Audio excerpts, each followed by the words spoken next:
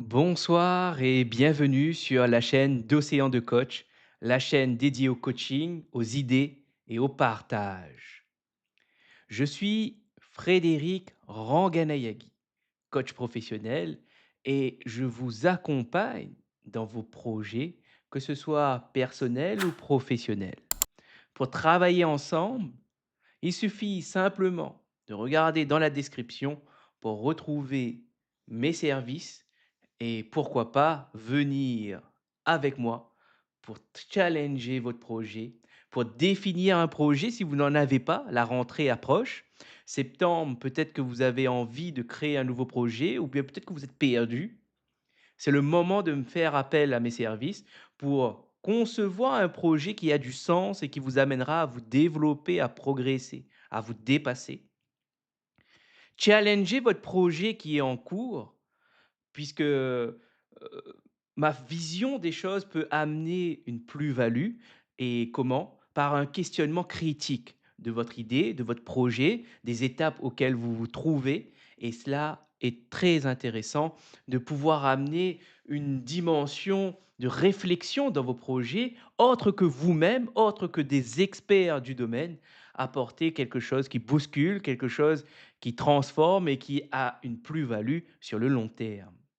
Aussi, ça vous permettra de valider ou de conforter votre idée, votre projet, si vous êtes à la fois sur la bonne trajectoire ou peut-être qu'il faut amener certains réajustements, certaines réorientations, voire même changer de trajectoire. Enfin, pour ceux qui ont déjà terminé leur projet et qui veulent faire un bilan, je suis là également pour ce faire. Et pourquoi c'est intéressant de faire un bilan? Parce que quand vous avez amené un projet à terme, vous avez appris des choses, vous avez vécu des choses. Et c'est important de le mobiliser, voire de l'ancrer, puisque dans les prochains projets, dans la projection future, c'est une mine d'informations exceptionnelle. Il faut valoriser ces expériences. Il faut en tirer le maximum. Il faut les relier avec ce que vous saviez déjà pour qu'ils donnent une forme, pour qu'ils prennent saveur, pour qu'ils prennent chair. Et ce qu'on appelle finalement l'apprentissage. Ancrer vos apprentissages. Comment? En les mobilisant au travers d'une séance de travail ensemble, voire plusieurs. Cela dépend de la complexité de votre projet ou de la complexité de vos désirs, de vos attentes. Car oui, parfois, ce n'est pas si simple, même si on pourrait le formuler de manière simple comme je le fais. C'est un travail rigoureux, c'est un travail de patience, de challenge, de frustration parfois, et il faut savoir composer et faire alliance avec le client en tant que coach pour pouvoir amener l'autre à grimper, à progresser, à se remettre dans une forme de recherche, de démarche de recherche, de démarche de remise en question, mais pas trop. Trop de remise en question, on stagne, on perd ce qu'on vise, c'est-à-dire l'action. Puisque, je le rappelle avant de débuter, l'action nourrit la réflexion et il vaut mieux passer à l'action que de réfléchir à une action. Par exemple, moi, mon métier consiste justement à accompagner l'autre à concevoir une situation qui va l'amener à se mettre en action. Ce n'est pas si simple. C'est des questions que je me suis posées il y a 3 ans, dont j'ai trouvé des pistes, non pas des réponses, mais des pistes, des points de vigilance à suivre pour pouvoir accompagner l'autre. Aujourd'hui, j'en suis fier et je commence à voir les fruits, venir, porter, et quelle plus grande réussite de voir des personnes qui viennent me voir pour me remercier de mon travail, pour remercier de ce que je les ai partagés, de ce que j'ai conseillé. Ça sera peut-être un thème aussi. Est-ce que dans le coaching, il faut conseiller? Bien sûr que oui. Et ceux qui vous disent: «Non, c'est pas bien, c'est mal vu», c'est un choix et je suis en parfait désaccord total avec eux. Alors maintenant, ce soir, de quoi voulais-je parler? Quel est le sujet que je souhaitais aborder avec vous? Eh bien, j'ai réfléchi et il y a un sujet. dont lequel c'est un océan de questionnements, d'idées, de concepts. C'est bien sûr, vous l'aurez deviné, c'est la confiance. Alors attendez, je vérifie quelque chose. Toc, non, c'est parfait. Alors, la confiance. Bah, tout d'abord, pourquoi j'ai choisi cette thématique? Parce elle est souvent abordée dans les séances de coaching, même sur les réseaux sociaux. Je lis beaucoup, vous manquez de confiance en vous, vous n'êtes pas à l'aise, vous n'avez pas confiance à prendre la parole. Elle intervient à plusieurs niveaux et elle dit quelque chose de très important. D'abord, ce qu'il faut comprendre, c'est que quand vous faites une première fois une activité, par exemple, si on va prendre un cas assez dans lequel moi j'accompagne et que j'exerce, par exemple la prise de parole en public. C'est un sujet très intéressant parce que souvent, il y aura quelques idées que je vais partager qui sont très intéressantes d'ailleurs quand j'y pense. Hem, Tout d'abord, la confiance. Comment le coaching peut intervenir là-dedans? C'est quoi ce bordel? Comment on peut faire en sorte que le coach, il amène à quelqu'un à avoir confiance en lui? Ou même, est-ce que c'est possible? Est-ce que ça existe? Et comment on développe la confiance et comment on fait en sorte que quelqu'un ait confiance en ses capacités ou même prend conscience de ses capacités et quand il agit, il le fait avec une croyance, qui est aidante dans les situations qui sont parfois vécues de manière extrême, de manière très intense, très avec tension, avec, vraiment une charge sur les épaules. Ça ne se fait d'abord, faut le dire, ça ne se fait pas en un jour. Cela nécessite du travail, de la discipline, de la compétence, mais surtout, je crois que le plus important, cela nécessite de l'acceptation. Et pour avoir cette forme d'acceptation, d'accepter que oui, au début, quand on fait une première fois une prise de parole en public, on n'est pas confiant, on n'est pas serein, on est mal à l'aise, on est stressé, on est angoissé, on est anxieux, pour certains et c'est tout à fait normal. Maintenant, comment le coaching peut intervenir à redonner confiance à quelqu'un qui est anxieux, angoissé? Bah, il y a parfois des certains, c'est pas possible, tout simplement. Parce que cela dépend de la compétence et de la qualité des connaissances et du parcours de formation que le coach a suivi. En effet, quelle est la différence même? Je vais changer la question. Quel est le point commun entre un psy et un coach? Tous 2 font la même chose, mais il y a un point qui fait très extrêmement divergence entre ces 2 professions, c'est la gestion du risque.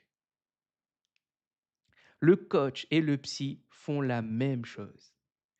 Mais il y a un endroit où le coach ne peut pas aller parce qu'il n'a pas les compétences, parce qu'il n'a pas reçu le savoir adapté, adéquat pour pouvoir accompagner l'autre sur certains endroits. Et ça relève plus de la gestion du risque que autre chose. Et là, c'est ça qui est intéressant parce que quand vous recevez quelqu'un de votre, soit bureau virtuel, soit dans votre établissement, soit dans votre, cabinet de coaching ou votre entreprise ou dans les entreprises, vous êtes face avec vous et avec l'autre.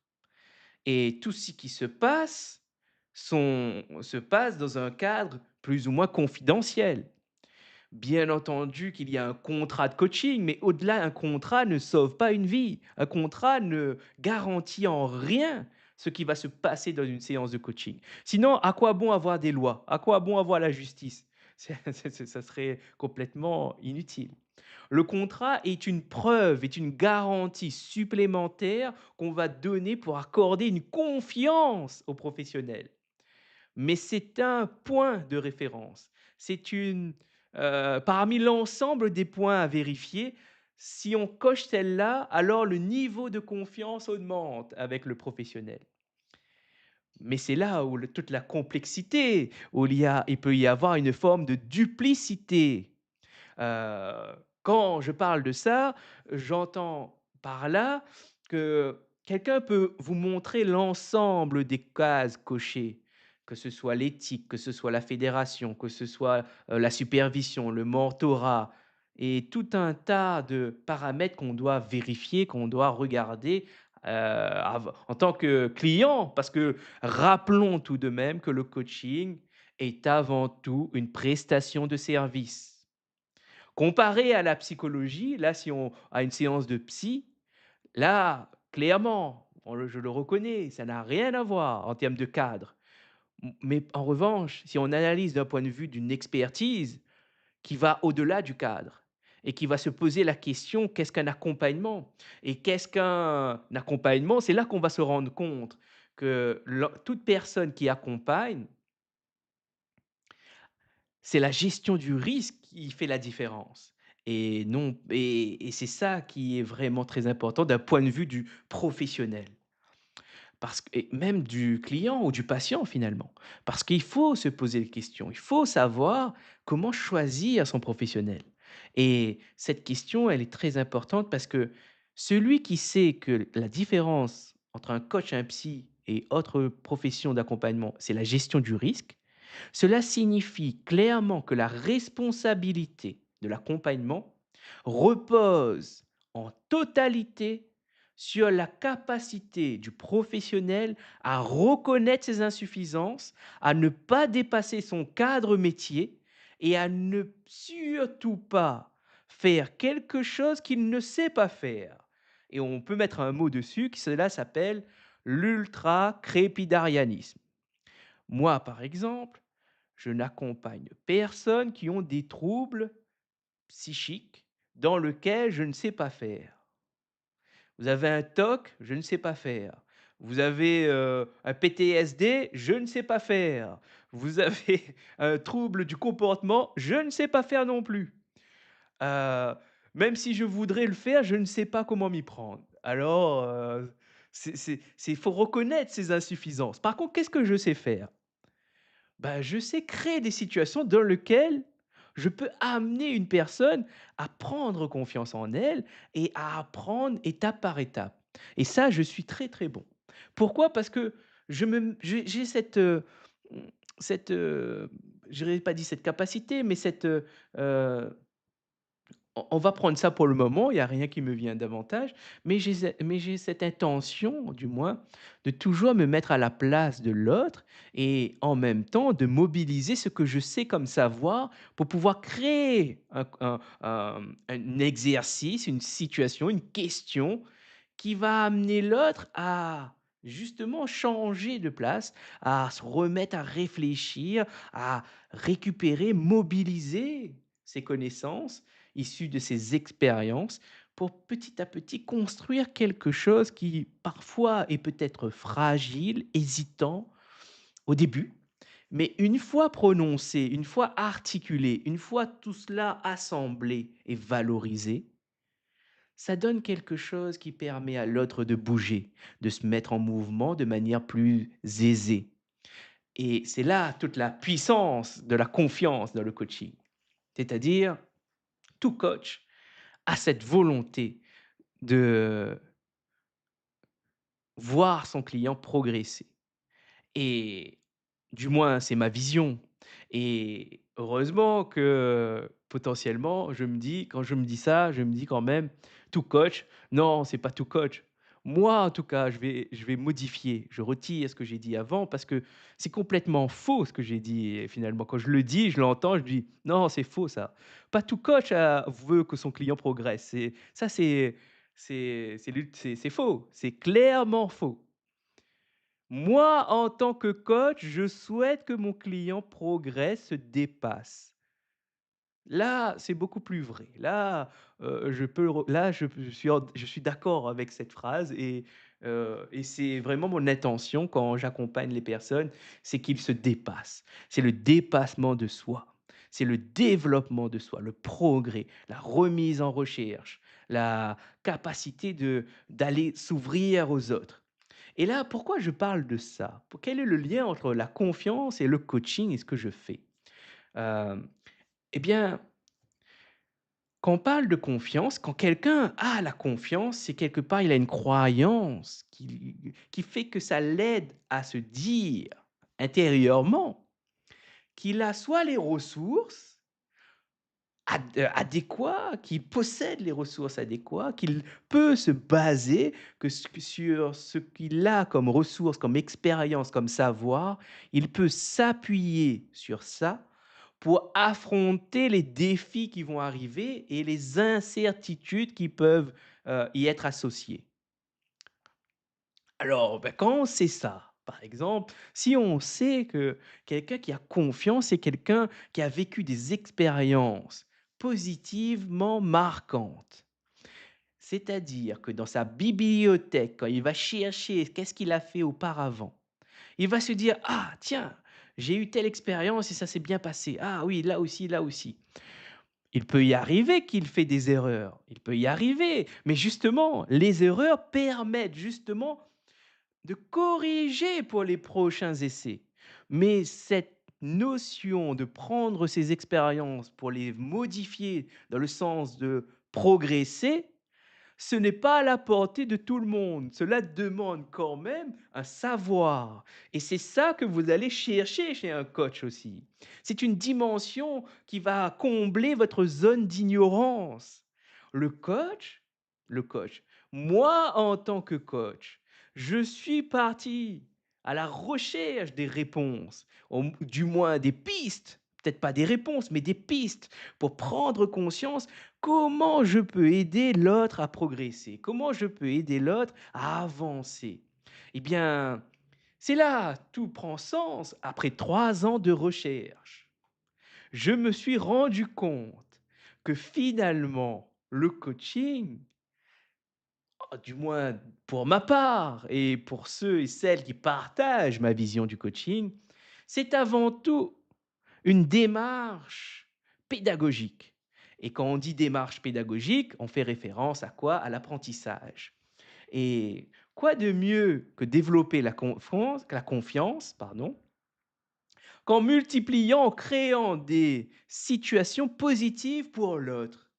C'est-à-dire que peu importe où l'autre démarre, quand il arrive avec moi, je l'analyse, je le regarde, je dis bien j'évalue, j'analyse, je juge. Et celui qui ne juge pas son client, celui qui n'évalue pas son client, celui qui ne fait pas l'effort d'essayer de comprendre son client, bah, pour moi, je trouve que c'est une erreur. Je trouve que c'est passer à côté de quelque chose d'essentiel et même d'être à côté.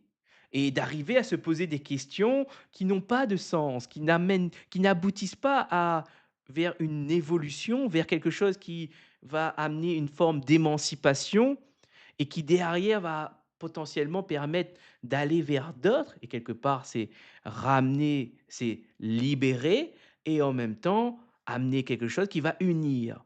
C'est toute la difficulté de l'accompagnement, c'est à la fois d'émanciper, mais en même temps, c'est d'amener l'autre aussi à s'intégrer, à composer dans un collectif, dans un groupe. C'est extrêmement difficile. Pourquoi c'est difficile? Parce qu'il n'y a pas de réponse claire, il n'y a pas de méthodologie simple ou déjà définie, préétablie, sur lequel on a juste à répéter, on a juste à reproduire. Un coach, moi en tant que coach, c'est un expert, c'est un domaine d'expertise. Et en tant qu'expert, nous devons connaître, nous devons savoir. Et quand nous ne savons pas, nous sommes dans une forme ou une démarche de tâtonnement. Et ça fait partie également du coaching. Parce que le coaching, c'est faire alliance avec l'autre pour l'aider à affronter ses difficultés et à les franchir. Il faut bien que, vous ayez un minimum de savoir, de connaissances, si vous avez la prétention de vouloir accompagner l'autre. Sinon, cela signifie que vous allez accompagner l'autre, mais avec des lacunes et ce qui entraîne des problématiques. Parce que vous allez voir que les problématiques ne sont pas uniquement pour votre client, mais aussi vont amener des problématiques pour vous. Parce que si le client vous a fait confiance et que vous faites votre accompagnement et qu'il n'y a rien qui se passe, ce n'est pas satisfaisant. Et même vous-même, vous vous dites, Je vais pas lui dire: «Mais je suis pas très satisfait de ce qui se passe». Parce que, finalement, vous voulez pas perdre le client ou autre raison. Bah, c'est dangereux pour vous parce que petit à petit, ça va éroder votre confiance en vous à faire ce métier. À un moment donné, il arrivera que peut-être vous allez avoir de la réactance, vous allez développer une forme de déni. Vous allez vous dire: «Mais finalement, c'est pas si grave, finalement, non, ça s'est bien passé». Or, si vous allez en supervision ou si vous allez avec d'autres confrères ou consoeurs et que vous en parlez et là, vous allez vous apercevoir que des idées vont fuser en face. Des façons de voir différentes vont peut-être nourrir votre vision et là, vous allez vous dire: «Ah finalement, j'ai peur et du coup, je n'ose pas reconnaître mes difficultés ni mes incompétences, mes ignorances». Et c'est là où la question de la confiance, elle est importante parce que quand j tout à l'heure, j'ai employé un terme très important qui est duplicité. Un coach peut effectivement avoir les certifications, avoir une expérience de 2000 heures, avoir une reconnaissance, dans une fédération ou même dans un statut social, un bien parler, un beau costume. Mais cela ne fait pas pour autant un bon coach tout le temps. Ce que je veux dire, c'est que quand on parle de confiance, la confiance qu'on accorde, c'est souvent par rapport aux perceptions qu'on a et aux résultats d'un questionnement que nous avons porté à nos esprits. C'est-à-dire que souvent, on va se poser les questions: «Est-ce que je peux lui faire confiance?» Et sur quoi va baser vos critères pour faire confiance? Ce sont parfois des éléments très factuels. Est-il bien habillé? Est-il, certifié? Est-il accompagné? Est-ce qu'il parle bien? Voilà, ce sont des éléments qui vont conforter votre décision et vous n'allez pas accorder, une confiance totale parfois, mais un niveau de confiance qui, au fil du temps, selon ce qui se passe, selon ce qui se produit, va augmenter vers ce seuil de confiance. Et plus ce seuil augmente vers la confiance, plus vous faites confiance et moins vous remettez en question parfois les décisions, ni même les remarques qu'on vous adresse. Et c'est là où c'est important, c'est là que moi j'interviens également, c'est justement quand j'accompagne dans les projets ou bien même les personnes, et ça m'est arrivé, qui sont dans des projets de formation ou de changement. Bien, c'est là où je vais questionner quel est leur rapport avec leurs supérieurs, quel est leur rapport avec, les aides professionnelles qu'ils ont. Parce que des fois, ils ont tendance à accorder la confiance à quelqu'un à un moment T, mais à ne plus la remettre en question. Figurez-vous que la confiance, bien sûr que vous pouvez l'accorder, mais rappelez-vous toujours de la réactualiser parce que vous, vous changez, mais l'autre aussi change. Celui que vous connaissez aujourd'hui n'est plus le même une seconde, 2 secondes, 10 minutes après. Pourquoi? Parce qu'il peut y avoir un concours de circonstances qui font que cela l'amène à changer de positionnement, l'amène à changer de stratégie. D'ailleurs, peut-être que vous ne le savez pas, mais pour moi, dans chaque relation, il y a la loi de l'intérêt. Chacun côtoie l'autre parce qu'il y retrouve une ressource qu'il peut puiser. Que ce soit une ressource matérielle, financière, affective, émotionnelle, intellectuelle. Quand nous fréquentons quelqu'un, nous la fréquentons parce que nous y gagnons au change. Bien sûr, me direz-vous, que parfois pour vous, vous avez l'impression que l'autre n'y gagne rien ou gagne pas grand-chose, ou que cela ne vaut pas le coup de l'échange. Que nini!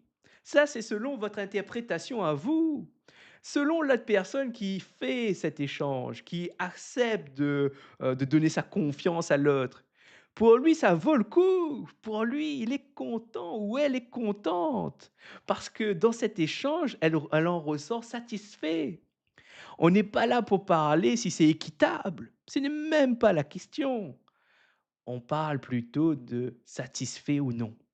Est-ce que quand je parle avec cette personne, quand je prends mon temps pour lui accorder cette confiance, est-ce que ça vaut le coup? Est-ce que je suis satisfait? Oui ou non? Ça n'est même pas, des fois, ça ne me traverse même pas l'esprit de Est-ce que c'est équitable? Est-ce que c'est juste? Ben non, c'est pas possible. Ça c'est pas possible de se dire que tout le monde se pose ces questions. Non, c'est impossible. La plupart des questions qu'on va se poser vont extrêmement rapidement et va être de l'ordre du: «Suis-je satisfait ou pas? Est-ce que je peux faire confiance par rapport à tel critère?» Ça va très vite. Ça va très, très vite et c'est là où il y a un danger, c'est qu'il y a des personnes qui sont extrêmement intelligentes. Il y a des personnes qui savent exactement va amener quel comportement adopter, employer pour justement développer ce lien de confiance, amener que le seuil de ce niveau de confiance augmente vis-à-vis de lui-même. Comment fait-il? Il y a certains, ils ont vraiment beaucoup de talent, ils ont une analyse fine des choses, ils arrivent vraiment à apprendre rapidement, ils ont un sens développé, un talent naturel pour mettre en confiance, valoriser et ça, il y a des gens qui ont c'est peut-être même de l'ordre du talent, du don, mais même si c'est de l'ordre du talent, du don, c'est quelque chose qui peut être apprise. C'est quelque chose où on peut le décrire, on peut le décomposer en comportement, en pensée et en idées et le transmettre à l'autre. Et là, vous avez de nombreux ouvrages d'ailleurs qui portent sur les sujets de la manipulation, de l'influence. On les retrouve, ces techniques, ces outils, à tous les niveaux, que ce soit dans le journalisme, que ce soit dans le B2B, dans le commerce, dans la vente. On essaye toutes les stratégies possibles pour augmenter le lien de confiance avec l'acheteur, avec le client, le prospect. Du coup, on peut le dire, c'est tout à fait normal. Ce qui n'est pas normal, ce qui serait pas normal, c'est qu'aujourd'hui, en 2026, si vous n'aviez jamais eu l'occasion d'entendre ce que je viens de dire, alors ça serait plutôt anormal. Puisque aujourd'hui, on le sait que influencer, voire manipuler, fait partie de la vie de tous les jours. C'est tout à fait normal. Mentir, c'est normal. Ça ne veut pas. La question n'est pas si c'est juste, si c'est bien ou mal. La la chose la plus importante à prendre conscience, c'est on ment tous. Qu'importe qui nous sommes, si on ment pas aux autres, on va souvent mentir à soi-même. C'est c'est pas malheureux ça? Et en revanche, ce qui est intéressant, dans la clinique, par exemple, en clinique, quand je parle en clinique, je parle pour les psys, ils vont justement aller déterrer cela. Ils vont justement aller comprendre quel mécanisme, pour quelle intention, pour quelle raison cet individu se met à mentir, pour justement pouvoir déployer euh, une thérapie ou mettre en œuvre un accompagnement qui va permettre petit à petit de faire comprendre, faire intégrer à l'autre les schémas, les raisons, qu'est-ce qui se passe, pourquoi et petit à petit, quand elle va prendre conscience, elle va petit à petit travailler, pour justement y remédier et pouvoir reprendre un certain contrôle. Si surtout cela n'est pas quelque chose qui va de soi, qui est plutôt de l'ordre d'une répétition automatique par rapport à des blessures, par rapport à des contraintes, par rapport à un passé compliqué, voire, des traumatismes. C'est reprendre le contrôle et d'avoir le choix. Dès le moment où vous agissez et c'est là où, un psy est intéressant d'aller voir. C'est dès le moment où vous agissez, non pas par choix, mais par automatisme, parce que vous n'arrivez pas à travailler et à vivre avec ça en paix, et avoir une vie épanouissante, heureuse, où vous arrivez à mener des projets, à créer des projets, où vous n'êtes pas bloqué par la prise de risque, où vous avez le goût du risque, le goût de l'apprentissage, le goût de la curiosité. Là, c'est super intéressant. C'est là où, dès le moment où vous n'êtes plus curieux, où vous n'avez aucun goût dans la vie, où vous êtes perdu, vous savez pas quoi faire. C'est là l'important d'aller voir un spécialiste, d'aller voir quelqu'un qui s'y connaisse pour au moins déjà établir si cela est dû juste parce que c'est normal, vous avez une vie de merde, ou bien est-ce que cela n'est pas forcément normal parce que, vous avez tout pour être heureux, mais vous ne l'êtes pas? Et c'est là où certains entre cette chose qui normalement vous avez tout pour être heureux et vous avez une vie, qui est tellement difficile que vous avez rien pour être heureux, Eh bien, c'est là qu'on voit des comportements extrêmement différents selon les individus. Et là se glissent parfois des non-diagnostics, par exemple. Parfois, vous avez juste des problématiques qui sont à être traitées dans le cadre d'une thérapie, dans le cadre avec un professionnel. Parfois, le coaching peut intervenir pour vous aider à ouvrir votre perception, à établir un plan d'action, à mettre en mouvement ce que vous avez, à créer des situations dans lesquelles vous allez vous essayer et petit à petit grandir.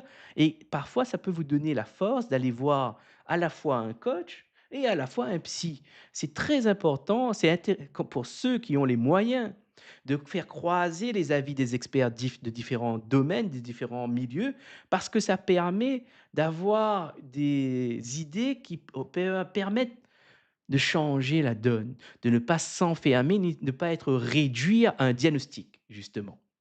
Parce que, par exemple, ça, c'est quelque chose de très important, finalement, en termes d'application. Là, on n'est plus du tout dans le même concept. Tout à l'heure, je vous disais que la différence d'un point de vue puisqu'on regarde d'un point de vue d'un expert, si on va vraiment aller dans la recherche de l'expertise, de la vérité de ce que c'est qu'un accompagnement et quelle est la véritable différence pour un professionnel, là, je vous disais que c'est la gestion du risque.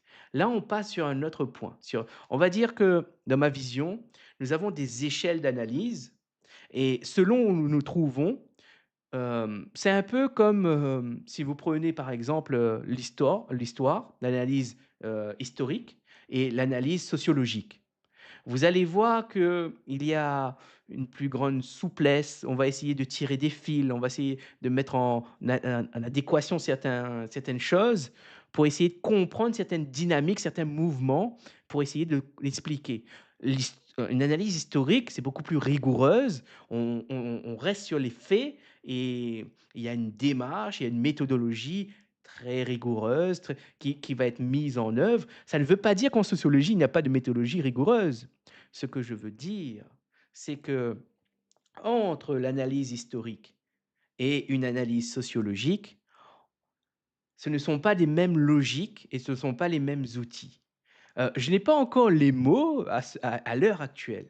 En fait, quand je parle comme ça, je me rends compte. Je n'ai pas encore les mots pour décrire ce que je veux dire quand je dis que, le psy, c'est la gestion du risque. Enfin, la différence entre un psy et un coach et tout autre, professionnel de l'accompagnement, c'est repose sur la gestion du risque. Je ne sais pas comment qualifier cela pour le moment, mais ça ne saurait tarder. Et là, ce que je veux dire, c'est que là, je me positionne sur un autre niveau d'analyse. C'est-à-dire, là, je suis en train de me dire que le coach, justement, il est là pour créer des situations, pour remettre l'autre en mouvement. Ça ne veut pas dire que attendez, je me suis perdu.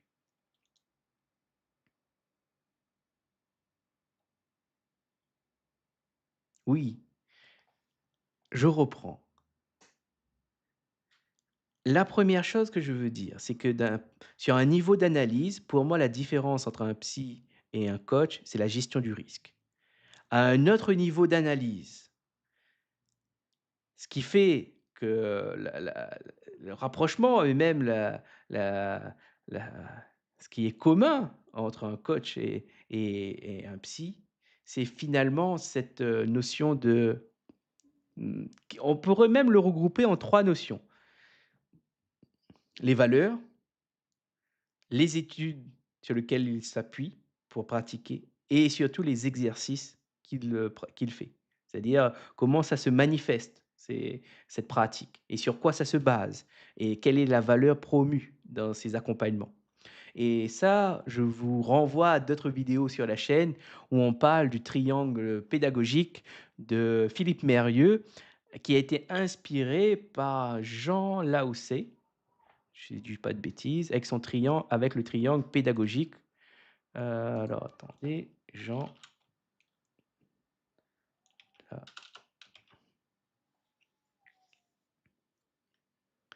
alors, c'est Housseil, je crois.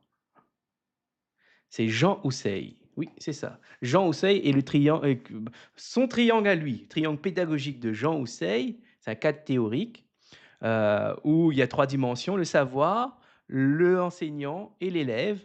Cela a inspiré les travaux de Philippe Mérieux qui a créé lui aussi un cadre théorique pour expliquer qu'est-ce qu'une doctrine pédagogique.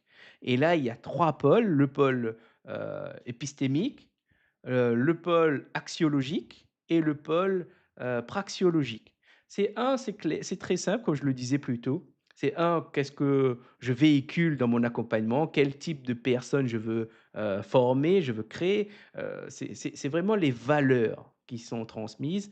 L'autre, c'est les études sur lesquelles je m'appuie pour, pouvoir être confiant sur ce que je dis.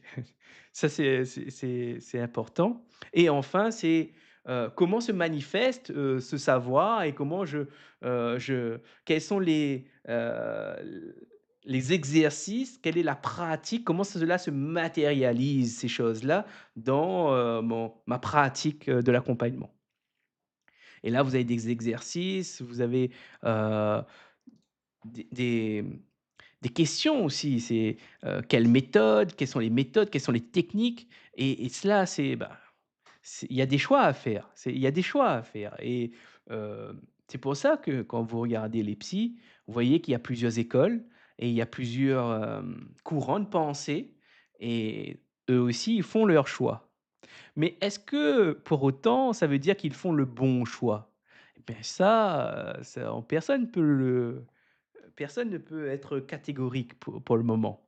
Parce que s'il y avait une bonne réponse, bah, ça se saurait assez rapidement. Il y aurait déjà, un seul courant de pensée et non pas des divergences ou des attaques ou une séparation. Non, non, c'est parce que justement il y a des zones de flou.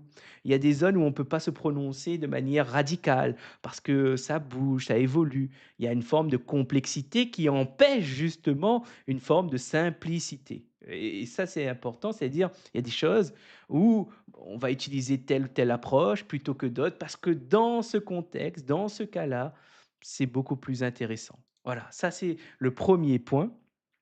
Hem, Maintenant, dans tout ça, quelle est la confiance? Ben comme je vous disais, ben le coach lui, il va ve moi en tant que coach, je vais venir créer des situations dans lesquelles on va vous mettre en mouvement, dans lesquelles vous allez pratiquer, vous allez parler, vous allez vous exprimer, vous allez analyser, rechercher et tout du moins synthétiser par la fin pour pouvoir mobiliser ce que vous avez vécu, par exemple, ce que vous avez fait et tout cela mis bout à bout, les résultats sont exceptionnels, les résultats sont exceptionnels. Ça marche pas pour tout le monde, bien sûr, parce qu'il n'y a pas de comme je vous ai dit plus tôt, il n'y a pas de règle, mais en revanche, ce qui c'est quelque chose à essayer. C'est quelque chose à essayer, notamment, par exemple, la prise de parole en public.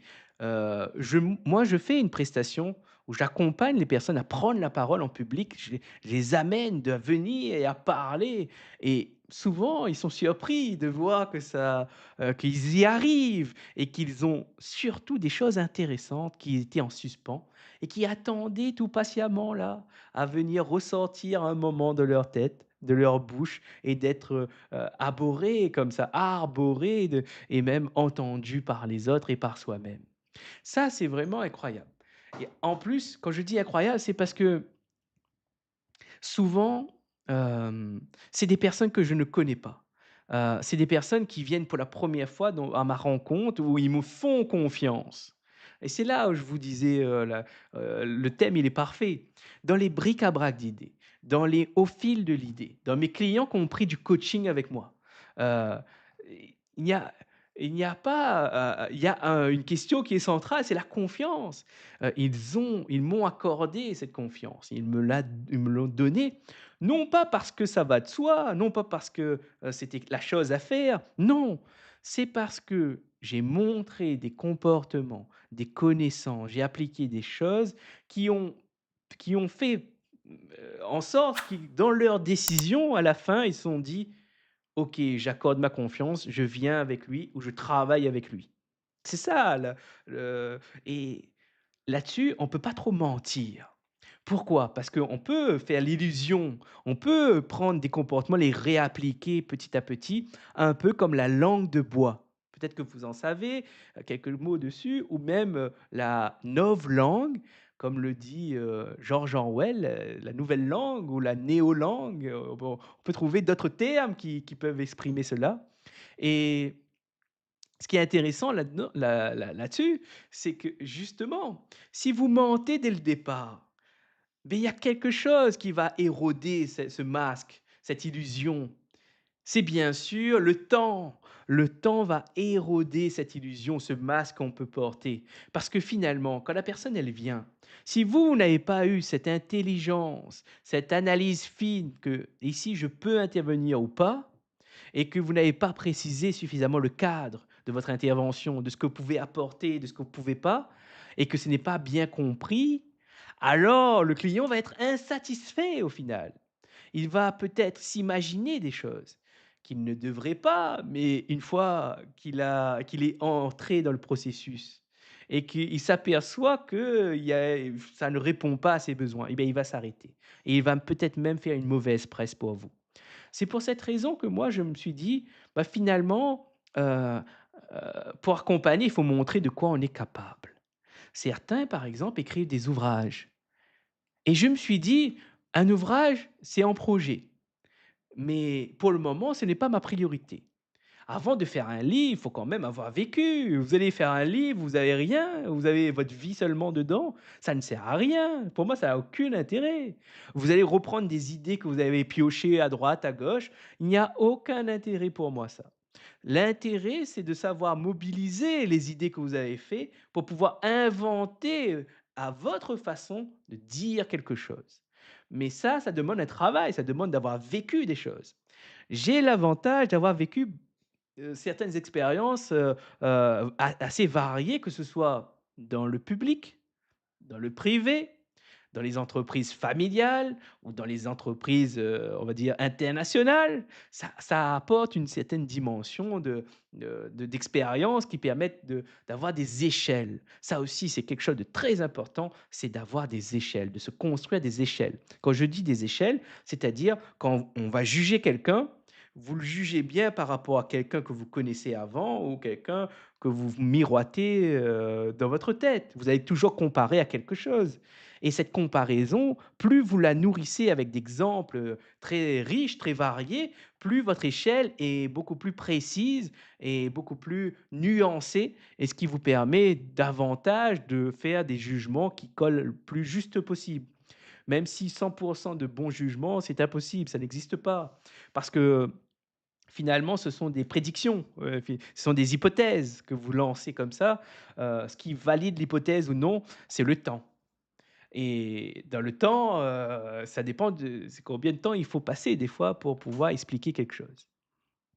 Alors maintenant que j'ai dit ça, si nous revenons bien, c'est-à-dire que quand quelqu'un a confiance en lui ou quand il agit avec confiance, c'est qu'il a eu des expériences positives qui l'amènent à se dire, à croire qu'il en est capable ou qu'il a les ressources pour y affronter et faire face. Ça, c'est la première chose et le coaching ici, c'est justement pour, créer des situations comme celui-ci, pour petit à petit monter en complexité et là, quel plaisir de vous expliquer cela. Je suis tellement content de pouvoir expliquer ça. Heu, si vous étiez là au début, peut-être sûrement pas, mais quand vous allez regarder la chaîne d'Océan de Coach, vous allez voir l'esprit d'un coach qui travaille ou l'esprit de 2 coachs qui travaillent, qui s'allient ensemble pour pouvoir travailler et concevoir des projets qui vont les mettre d'abord en mouvement pour progresser, pour devenir et pour montrer leurs talents, leurs compétences et en même temps, vous allez voir la construction de services. Souvent, certains, peuvent si alors c'est pas certain. Si vous vous posez la question: «Comment dois-je m'y prendre pour créer un service?» Il y a plusieurs façons de le faire. Moi, je me suis posé cette question: «Quel service je peux offrir?» Je fais du coaching, je vais vendre du coaching, mais c'est quoi vendre du coaching? Ça ne veut pas dire grand-chose, c'est un concept et de plus, la définition du coaching n'est même pas, adaptée ni, connue de tous et acceptée de tous les professionnels qui exercent. Chacun a sa façon de voir, sa vision, plus ou moins, proche, et parfois éloignée, parfois plus floue, parfois plus précis, parfois, voilà, chacun a le a bah, d'ailleurs, chacun a le droit d'avoir sa définition du coaching d'abord Et de 2, bah, il faut bien choisir dans ce micmac, dans ce buffet à volonté de définition du coaching, il fallait bien choisir. Moi, je suis parti voir et je n'ai pas aimé et du coup, j'ai créé la mienne. C'est parce que j'ai fait des recherches que je suis tombé sur Philippe Mérieux et que je me suis rendu compte à quel point le coaching, c'était de la pédagogie. Et c'est là, pof, j'ai adapté la définition par rapport à ce que je considère vrai et en me référençant pour qui est selon moi le meilleur coach. C'est-à-dire que moi aujourd'hui, ça je vais j'ai envie de le partager aussi cette phrase-là, qu'on parle de confiance. Moi par exemple, en tant que coach, les coachs avec qui je vous enverrai se comptent sur cette main-là. Je sais pas si on voit la caméra bien. Voilà. Il y a et même je peux enlever, hop, j'en ai que 2 que je peux recommander vraiment, dont j'ai rencontré et que je vais recommander par rapport à mes critères à moi. Ça fait pas beaucoup, hein, ça fait pas beaucoup. Il y a une, c'est une coach, c'est Mélanie. Pourquoi? Parce que je sais ce qu'elle fait et comment elle le fait et à quoi elle et comme on travaille ensemble, on a les mêmes valeurs et quelque part, on a la même définition puisqu'on a réfléchi ensemble pour définir le coaching ensemble. Du coup, là-dessus, je sais exactement que je peux faire confiance à Mélanie. Et je sais les résultats et quand je vois ces accompagnements avec les femmes qui viennent la voir, ça me rassure et ça augmente mon taux de confiance également. Les résultats sont importants. De plus, l'autre, ce n'est pas un coach, ce n'est pas un professionnel de l'accompagnement. Je n'ai pas confiance dans les autres professionnels de l'accompagnement. Heu et ça, je pense que c'est nécessaire. Je doute de leurs compétences et de leur capacité à pouvoir accompagner pour certains. Heu, Quand je parle de ça, je fais référence, je n'ai pas confiance aux formateurs, formatrices que j'ai eus, moi, par exemple, dans mon école de formation. D'ailleurs, suivez-moi parce que bientôt, je vais partager un écrit sur un module que j'ai vécu, ou plutôt, je vais faire un focus sur une histoire avec une formatrice et je vais vous raconter quelque chose. Et ça parle de sujets assez graves quand même. C'est des sujets lourds, des sujets sombres, ténébreux, noirs. Et ça m'a paru, après 3 ans, important de le faire. Pourquoi? Vous le verrez très bientôt. Heu, du coup, ce que je disais, moi je n'ai pas confiance en des coachs, je vous recommanderais presque pas d'aller voir un coach. Les psys, n'en parlons pas, j'en connais très peu, qui je pourrais recommander. Pourquoi? Parce que quand je les écoute, quand je vois comment ils analysent les choses, je n'ai pas confiance en ces psys, c'est très rare. Par contre, il y a quelqu'un que j'ai confiance dans l'écriture, que je peux vous recommander et qui accueille des patients, et qui pour moi a une analyse vraiment intéressante et une analyse fine, c'est un psychiatre. Il s'appelle Édouard Bougeret, qui viendra bientôt sur la chaîne. Lui, j'aime beaucoup sa façon d'analyser les situations. J'estime clairement qu'il a une capacité d'analyse fine et qui permet réellement de pouvoir accompagner les autres et de pouvoir amener l'autre à progresser, à sortir. Et sinon, qui je conseillerais quand vous avez un problème, si vous n'allez pas voir un coach, c'est qui? Je vous conseillerais d'aller voir des professeurs. Ce sont pour moi les meilleurs pédagogues. Pour moi, le coach, c'est un pédagogue et qui est, plus, adapté qu'un professeur pour vous aider à affronter certaines difficultés? C'est un pédagogue. Si un coach ne se considère pas comme pédagogue et ne sait pas ce que c'est que la pédagogie, ni un peu les courants de pensée, ni un peu les structures, bah, pour moi, c'est des points où je dis non tout de suite. C'est-à-dire, ça je n'ai pas confiance, aucune confiance. Parce que j'ai vu les dégâts que ça produit, j'ai vu les effets que ça produit et c'est tellement, regrettable, de pas avoir la chance de pouvoir avoir quelqu'un comme moi qui vous dit: «Bah, le coach, c'est pédagogie et qu'il faut aller voir des telles références, telles références». Ils n'ont peut-être pas eu cette chance et c'est pour ça qu'ils sont dans leur pratique, mais malheureusement leur pratique a des limites. Faut pas les interdire, mais il faut qu'ils prennent conscience de limites des pratiques pour pouvoir les adapter et créer des situations adaptées, bien sûr, mais garder à l'esprit qu'il y a des choses qui, qui sont à jeter, qui ne sont pas à garder, qui ont des impacts négatifs sur la société, sur l'autre, sur son développement et sur soi-même. Parce que, orienter quelqu'un vers certaines pratiques, c'est prendre le risque c'est prendre le risque parfois de repousser un traitement, de repousser une prise en charge par un professionnel et ça c'est grave, ça c'est une question sérieuse. De plus, quand je dis tout cela et que je m'entends dire tout cela, je suis assez content parce que, depuis que je fais ces bric-à-brac d'idées, je m'aperçois des progrès que je fais. Je m'aperçois des progrès, du dépassement de soi que je fais, que j'incarne aujourd'hui et je suis content parce que c'est quelque chose que je vais amener les autres à faire. Et je saurai aussi me mettre à la place de l'autre, pour pouvoir adapter l'exercice, pour pouvoir tordre l'exercice et l'adapter au client qui sera en face de moi. Et ça, c'est un plaisir. C'est pour ça qu'on peut se le dire, que chaque coaching, je suis obligé d'inventer une séance de coaching.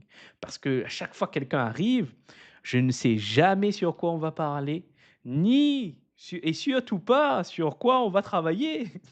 Parce que c'est une recherche, c'est une alliance, c'est un partenariat. Je fais avec les matériaux qui y sont arrivés. Je suis un artisan du coaching. J'arrive, le client apporte les matériaux et moi, avec ces matériaux, je vais réfléchir, je vais me dire: «Qu'est-ce que le client pourra faire avec ces matériaux? Quelle situation puis-je le mettre puis-je concevoir pour qu'il puisse utiliser ce matériau et construire quelque chose?» Construire quelque chose dans le sens où il va grandir, il va pouvoir l'apercevoir, il va pouvoir se dire: «Ah OK, c'est ça, je ne savais pas, je ne savais pas, si j'avais su». C'est la phrase que j'entends, majoritairement après avoir accompagné certaines personnes, tu sais? Et: «Ah, si j'avais su, j'aurais pas fait comme ça». Et là, quand on parle de «si j'avais su», on parle de connaissance, on parle d'apprentissage. Si je savais faire, si j'avais conscience de, alors je n'aurais pas pris ce choix-là. J'aurais fait un choix différent. Et quand j'entends cette phrase: «Si j'avais su», c'est le signe d'un progrès, c'est le signe que la personne a progressé. C'est-à-dire qu'il regarde le mois d'avant, le mois du passé et il se dit: «Moi aujourd'hui, je ne ferai pas ça». Pourquoi il peut se dire ça? Parce qu'il a appris, il a su mobiliser ce qu'il a fait avant et il a su se dire: «Eh bien, je ne reproduis plus cette stratégie-là, je change». Est-ce que le changement est mieux ou pas? J'en sais rien, mais du moins aujourd'hui, il sait que ce qu'il a fait comme stratégie ne correspond pas et ce n'est pas ce qu'il veut et du coup, il va tester autre chose. Il va essayer quelque chose de nouveau. Ça va lui amener quelque chose encore de nouveau, c'est-à-dire une nouvelle apprentissage, une nouvelle expérience et la façon dont on va regarder, analyser, c'est là où le coach intervient. C'est là où j'interviens. Dans la majorité des cas, la façon d'analyser les problématiques ne sont pas bonnes.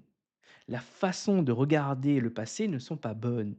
Quand je dis pas bonne, dans le sens où je prends comme orientation, comme pilotage, la direction que va donner l'analyse. Par exemple, moi, ce qui permet d'analyser les choses, c'est 2 critères, ce qui libère et ce qui unit. Comme le dit, cette citation que j'aime beaucoup, d'Olivier Roboul, c'est, «Qu'est-ce qui vaut la peine d'être enseigné? Ce qui libère et ce qui unit». Moi, c'est ça que je pense quand j'analyse les situations et ça, je me suis aperçu que je diffère énormément de professionnels, par rapport aux autres. Ma vision du monde, elle est vraiment très différente. Nous n'avons pas du tout les mêmes critères d'analyse, ni même les conclusions et c'est normal, mais c'est assez logique, de dire cela. Oui et c'est ça une plus-value. Par exemple, souvent on va poser la question: «Qu'est-ce qui diffère entre vous et une autre personne?» Eh bien, c'est très simple, c'est ma bibliothèque interne, ma bibliothèque d'expérience, mes connaissances. C'est ça pourquoi les gens me font confiance. C'est quand j'incarne cette bibliothèque, je les mets en mouvement, je le déroule, c'est ça qui fait que les gens m'accordent leur confiance. Parce qu'ils se rendent compte que j'ai une analyse qui permet de se dire: «Ah, il m'a compris». Ça, c'est la première étape. La deuxième étape, c'est: «Ah, il sait quelque chose que je ne sais pas et qui pourrait m'être utile». Ça, c'est la deuxième étape. À chaque fois que j'ai vendu, à chaque fois, c'était la même chose. La personne, je l'ai comprise, Et la deuxième chose, c'est que je savais quelque chose qui serait utile pour elle et elle s'est dit: «OK, on essaye, on essaye». Et je suis assez content parce que, aujourd'hui, j'estime que j'ai beaucoup de connaissances, plus de connaissances qu'avant, c'est normal, et ça va de soi, heureusement. Enfin, ça va pas de soi, hein, mais heureusement, je suis content de ça. Mais je me souviens quand même que quand j'étais un peu moins, formé, j'avais quand même de bonnes intuitions, de bonnes connaissances qui pilotaient mes décisions et qui donnaient de très bons conseils, d'excellents conseils. Et des années après, je retrouve ces personnes que j'ai accompagnées et qui me remercient, mais avec une sincérité, heu et qui revalorisent cette confiance accordée, et ça, c'est vraiment beau. Là, je parle, des expériences passées, mais sur cette chaîne, on j'ai travaillé avec un certain panel de personnes assez variées, et c'est là où je déploie, je montre c'est quoi un coach, un expert. C'est quoi un expert? Un expert, il peut parler à tout le monde. Il peut parler à tout le monde. Il peut accompagner tout le monde, un expert. Le vrai, de la pure. C'est-à-dire, peu importe, il sait, il ne sait pas, le coaching, c'est une démarche pédagogique, c'est une quête de tâtonnement, c'est de la recherche, des hypothèses, la création d'hypothèses, la réflexion, c'est la conception. C'est vraiment très, très vaste. C'est aussi vaste que l'enseignement, que la pédagogie. C'est exactement la même chose. Ah, ou du moins, où moi j'ai une précision quand même, où j'ai précisé, c'est que le coach, il est expert non pas sur une matière comme les maths, mais il est expert sur le savoir réfléchir. C'est son domaine de prédilection. Pour moi, c'est le domaine de prédilection. C'est ça, on transmet, parce qu'un professeur, un pédagogue, il transmet quelque chose. Et il pense à quelque chose qu'il le pratique et qu'il transmet. Pour moi, c'est le savoir réfléchir. C'est aussi penser par soi-même, sapere aude. Heu Tandis que, quand on a cette dimension-là dans l'esprit, ce point de vigilance, cette définition du coaching, on s'aperçoit que le coaching peut prendre différentes formes selon le travail à réaliser. Et c'est là où c'est intéressant parce que, quand on va se faire, accompagner, il faut se rendre compte que certains utilisent des méthodes, des exercices, des outils, mais est-ce qu'ils ils le reproduit et espèrent qu'il y ait un résultat satisfaisant? Ou est-ce qu'ils mobilisent l'ensemble des exercices à leur disposition, des connaissances, des savoirs, des expériences, et ils façonnent quelque chose d'adapté, quelque chose qui soit sur mesure pour l'autre. Et ça, c'est un travail intellectuel, très élevé. Ça demande énormément de ressources. Moi, par exemple, après avoir accompagné quelqu'un, je suis, lessivé. Ça demande beaucoup plus qu'il n'y paraît. Ce n'est pas juste poser des questions, c'est réfléchir, c'est analyser, c'est se remettre en question, c'est essayer de comprendre l'autre. Comprendre l'autre, d'abord, mérite, de comprendre soi, et comprendre soi, c'est le travail de toute une vie.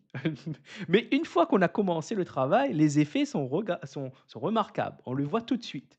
Ça, quand on a travaillé sur soi, on a compris certains fonctionnements qu'on a, les limites qu'on a, ce qu'on n'aime pas. Tout cela, c'est de l'information très importante à savoir.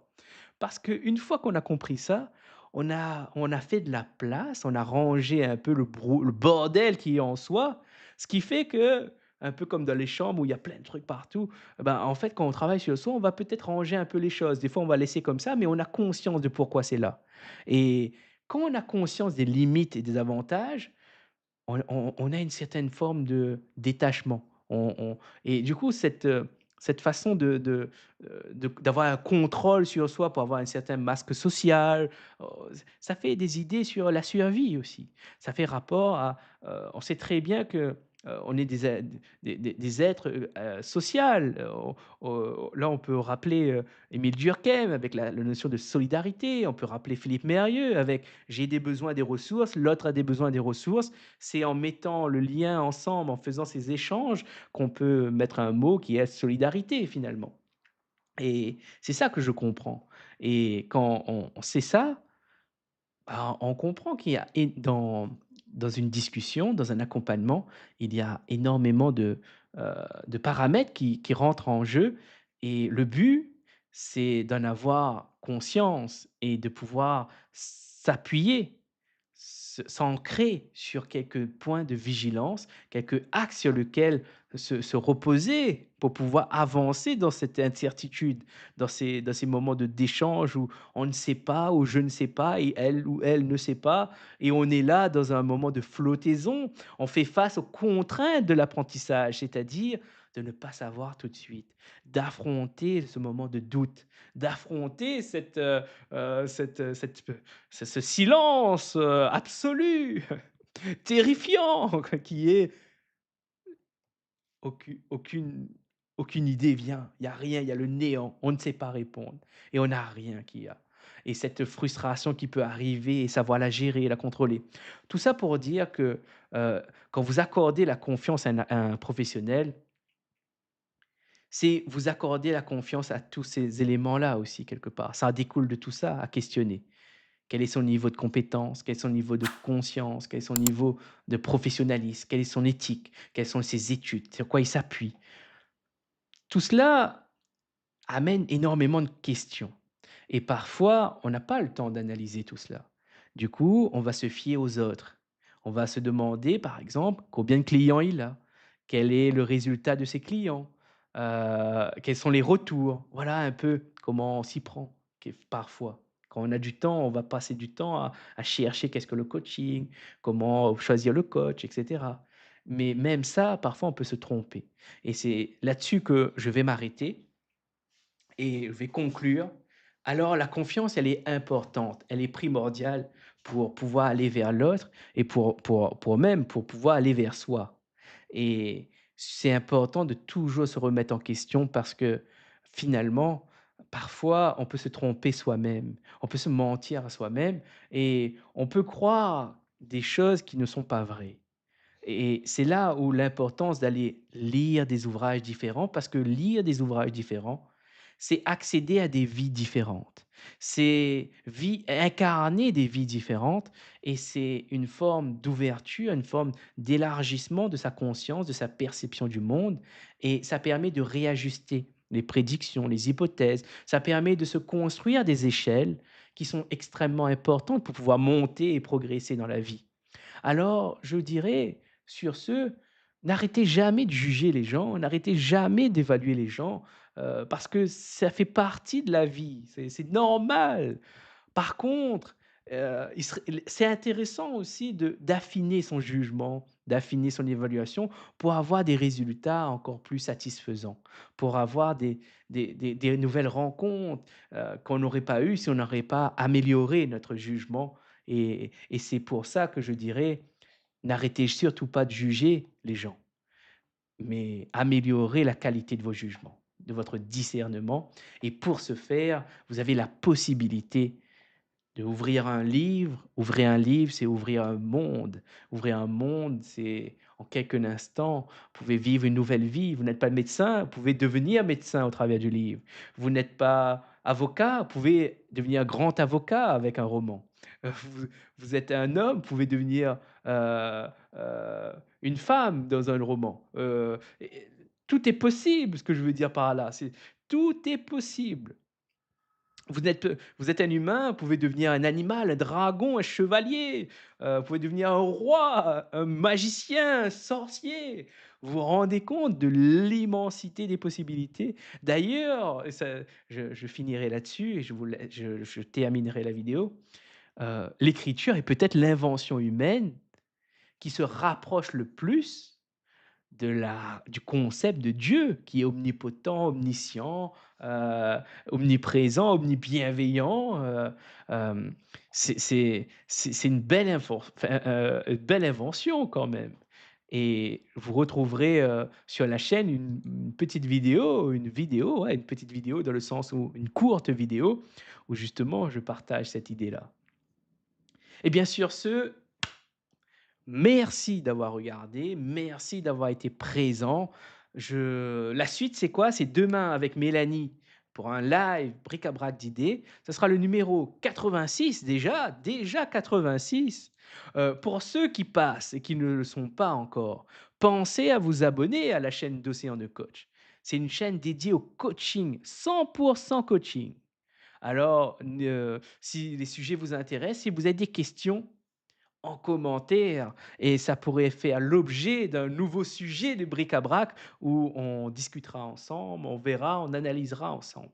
Hem, sur ce, je vous souhaite de belles vacances. Je vous donne rendez-vous, moi, en ce qui me concerne, normalement, le prochain, c'est mardi à 18 heures. Nous aurons un invité, Maximilien Bachelard, pour le nouveau podcast que je lance qui se nomme Libre lecture, la lecture pour tous. C'est redonner une voix au trésor du patrimoine littéraire de l'humanité. Et, et Maximilien nous fait l'honneur de venir lire un texte qu'il a choisi avec soin et on en discutera. Il partagera ses ressentis, ses idées, ses émotions, ses pensées autour de ce texte et on en discutera, on échangera. Alors, heu, rendez-vous le 28 juillet à 18 heures sur la chaîne d'Océan de Coach et enfin, le 31 juillet, vous me retrouverez ici en live comme tous les vendredis à 18 heures pour un live bric-à-brac dîner avec un nouveau sujet. Dites-moi si le sujet vous a plu de ce soir, sur la thématique vous a plu. Bien entendu que nous n'avons pas pu épuiser ce sujet, il y a énormément de choses à dire, mais ça m'a fait plaisir quand même de donner quelques astuces, quelques idées qui me paraissent intéressantes.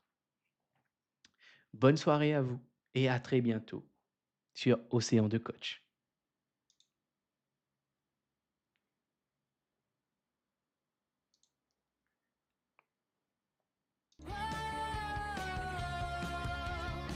C'était notre bric-à-brac d'idées, une belle pagaille bien rangée.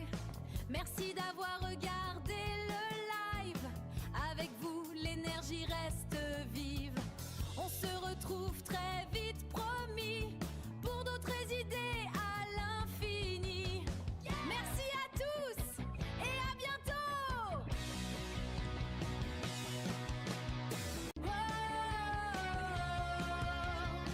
C'était notre bric-à-brac d'idées, une belle pagaille bien rangée. Merci d'avoir regardé